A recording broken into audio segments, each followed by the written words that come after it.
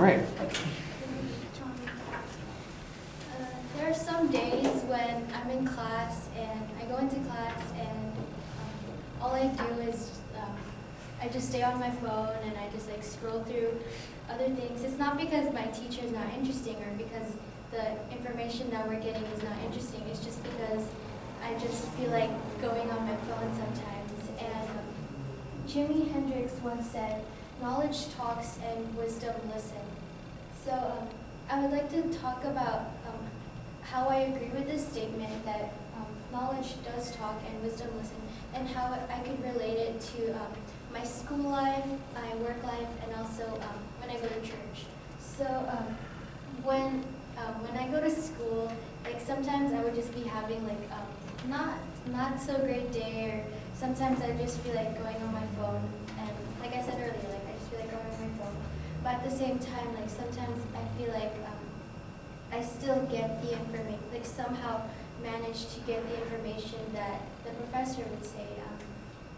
For example, like in my sociology class, I took it last semester and I did not miss a day of going to class. Like I went every single day, even though it's like a 7 a.m. class. And I went because the professor just gave us so much insight about life. Like she would give us advice about our relationship, and even the advice that she gave, I even used it to my personal life, which made me a lot wiser in my relationship. And with work, my boss is unlike any other boss. Even though I just work at a boba place, you'd think like I just make smoothies and put drinks in a cup and then just serve it and go.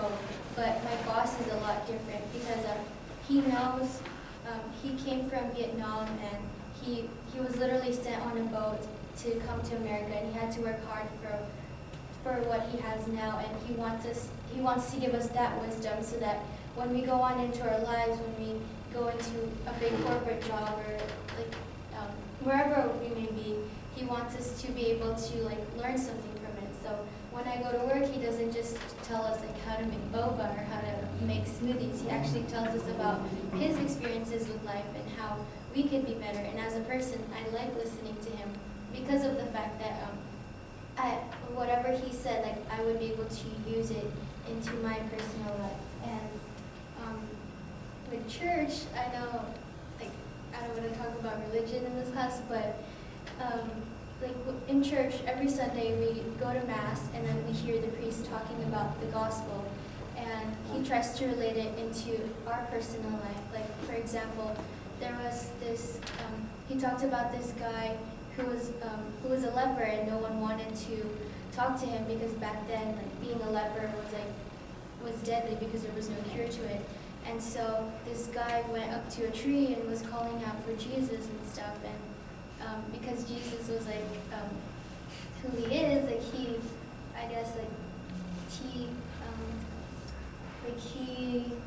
he called out to the leper, and he somehow like managed to cure him. And like listening to that, like I could also apply it to my personal life and how we shouldn't just shun people away from like because they're different. And by listening to that gospel, it opened my eyes to just accept everyone for who they are and not really judge them, just as Jesus did with the leper. And so, to wrap things up, I do believe that knowledge talks and wisdom listen, because how are we going to become a wiser person if we ourselves don't listen to other people?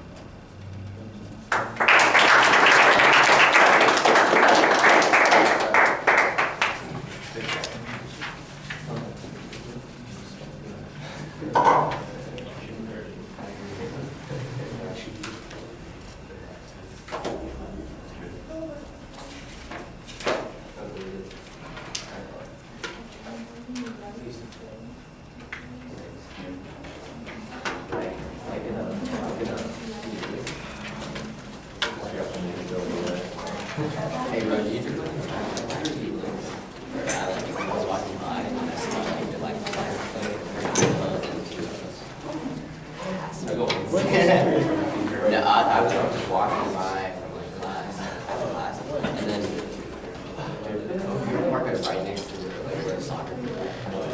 But you were like the